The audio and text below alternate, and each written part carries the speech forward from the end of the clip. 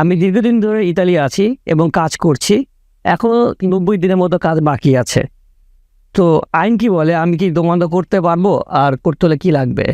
আমার কাজ শেষ হয়েছে। নাসপির জন্য কি কি শর্ত পূরণ করতে হয় এবং কত দিনের মধ্যে আবেদন করতে হয় এবং কতটুকু ভাতা পাওয়া যায়?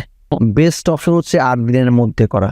দোমানদা করার জন্য আসলে কি কি ডকুমেন্ট লাগবে আর কি? যে আমার কাজের চুক্তি শেষ হয়েছে, আমি কি একই সাথে নাসপি এবং নতুন কাজের চুক্তি করতে পারবো কি না?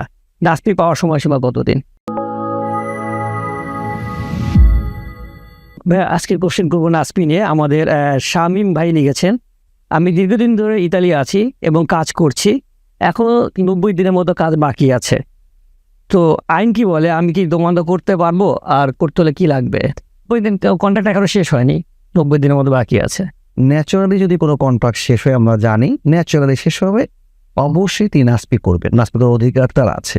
তো সেক্ষেত্রে ভাইয়ের প্রত্যেক যদি উদ্দেশ্যটা এটাই থাকে যে আমার এই এতদিন কাজ শেষে আমি কি ন্যাচারালি নাসপি করতে পারবো কিনা, হ্যাঁ, আপনি যদি নতুন কোনো কন্ট্রাক্ট না যান তাহলে অবশ্যই নাসপিতে আপনি যেতে পারেন আর কি।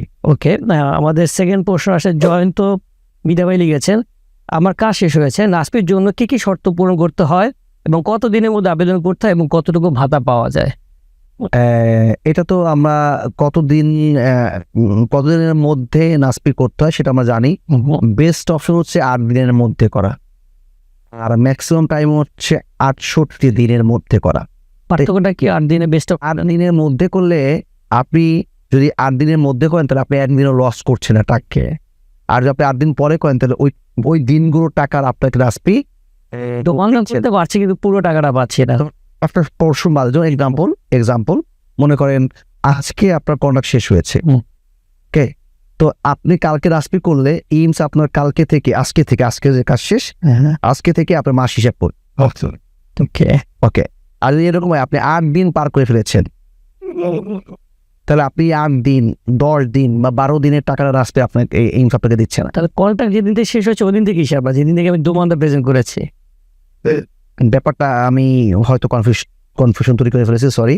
ব্যাপারটা হচ্ছে আপনার কন্ট্রাক্ট যেদিন শেষ হয়েছে ওদিন থেকেই অ্যাকচুয়ালি ইমস দায়িত্ব নিয়েছে, কিন্তু সেই দায়িত্বটা ইমস কখন নেয়? যখন আপনি 8 দিনের মধ্যে আবেদন করেন। ওকে, তাহলে যেমন 6 দিন পর আবেদন করেছেন, এই 6 দিন টাকাটা মায়ের যাবে না, কারণ 8 দিনের মধ্যে করলে ওই যেদিন কাজ শেষ সেদিন থেকে ইমস তোমাকে টাকা দিব, রাইট?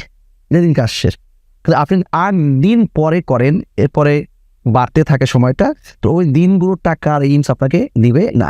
এক্সাম্পল মনে করেন আমি ঠিক 7ম দিনে আমি নাসপি করেছি, 1 তারিখে 30 তারিখে কাজ শেষ হয়েছে, 7 জুলাইতে মনে করেন কাজ, এই 30 জুনে কাজ শেষ হলো, আমি 7 জুলাইতে আমি নাসপি করেছি, 1 তারিখ থেকে কাউন্ট হবে, টাকা আমাকে 1 তারিখ থেকে দিবে।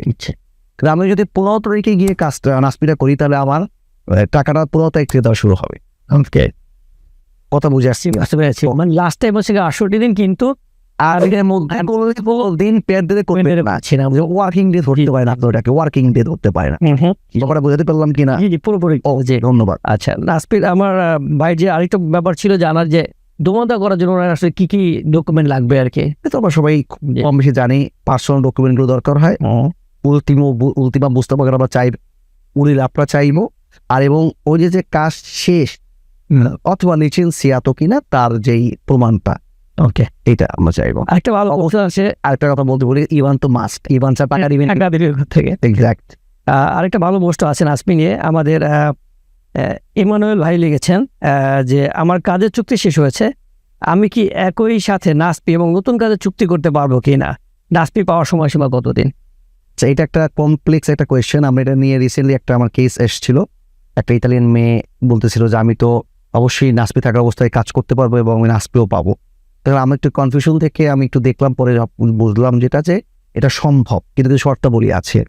কাজের কন্ট্রাক্ট অবশ্যই 6 মাসের কম হতে হবে, নাম্বার 1, অবশ্যই পার্ট টাইম হতে হবে, ওকে, এবং সেই পার্ট টাইম থেকে যেই টাকাটা সে ইনকাম করবে নাসপি থেকে সেই টাকাটা সে মাইনাস করতে হবে। সিম্পল হচ্ছে, যেমন এক্সাম্পল দিচ্ছি, 500 ইউরো আমি বুস্তা পাগায় পাচ্ছি, ওকে, তাহলে আমি নাসপি পাচ্ছিলাম 900 ইউরো, তাহলে আমি নাসপিতে এখন এই 900 মেনো 500, 400 টাকা পাবো, আর 500 টাকা আমি কাজ থেকে নিয়ে নিব।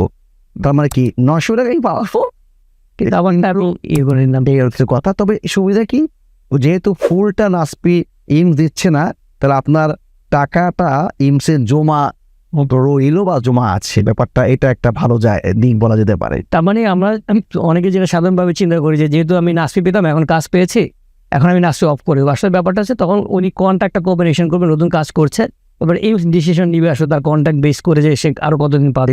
এখানে দুটো অ্যাড করে দিই, অনেকে আছে কাজের কন্ট্রাক্ট নাও থাকতে পারে, লাভরও ওকাজিওনালে করতে পারে, অথবা অনেকে পার্টি বা খুলে ফেলতে পারে। যে তো তাদেরকে কিন্তু ইমিডিয়েটলি কি করতে হয়, একটা প্রেজুমতো ইয়েতে দিতে হয়, ইমসকে দিতে হয়।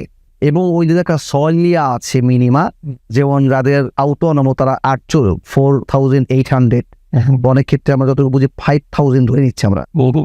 এর মধ্যে আপনাকে ডিক্লেয়ার দিতে বলতো এই বছরে আমি এর বেশি ইনকাম করতে পারছি না, তাহলে নাসপিটা কন্টিনিউ হবে। অথবা লাভর ওকাজিওনালে থেকেও 5,500 এর একটা অ্যামাউন্ট বলা হয়, এর বেশি আমি ইনকাম করতে পারছি না, তো নাসপি অ্যাক্টিভ থাকবে।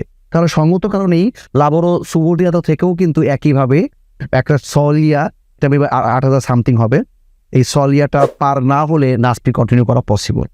ওকে, এই কথা আসলে জানা ছিল না।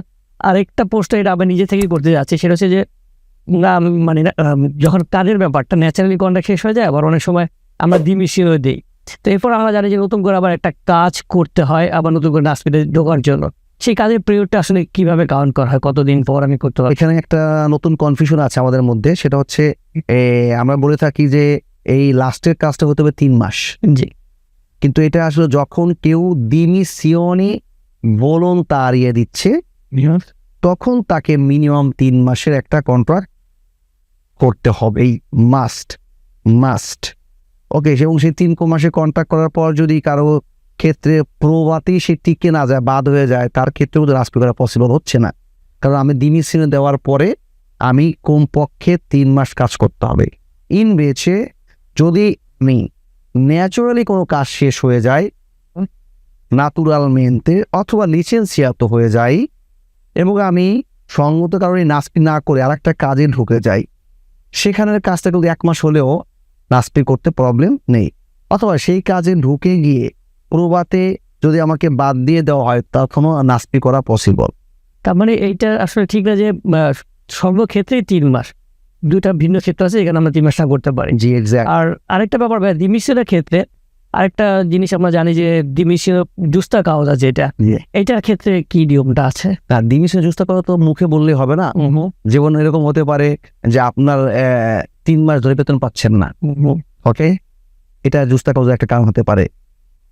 আপনার কাজের ওরারিও নিয়ে আপনি প্রমাণ করতে পারবেন যে আপনাকে প্রচুর কাজ করা হচ্ছে আপনি এবং টায়ার্ডে পারছেন না, মানে যে কোনো প্রমাণ সহ যদি আপনি কাজ ছাড়তে চান স্বইচ্ছায়, তাহলে সেক্ষেত্রে জুস্তা কাউজার ব্যাপারটা ভ্যালিড হতে পারে। না, আমার বেতন দেয় না, মুখে বলছেন কাজ হবে না। কিংবা মালিকের যদি অনেকগুলো ব্রাঞ্চ থাকে, আমাকে যদি খুব দূরে কোথাও ট্রান্সফার করে দেয়, এরকম না, ডিস্টাকামেন্ট ব্যাপারটা আছে এখানে। সেক্ষেত্রে একটা নির্দিষ্ট সময়ের নির্দিষ্ট একটা এরিয়ার বাইরে বা ডিস্টান্সের উপরে চলে গেলে আমি ডিনাই করতেই পারবো। ওকে, তার মানে এই ভ্যালিড কারণগুলো থাকলে যদি আমি ডিমিশনও দিই জুস্তা কাউজা দিয়ে, তাহলে আমি আবার নাসপি করতে পারবো। Thank you so much.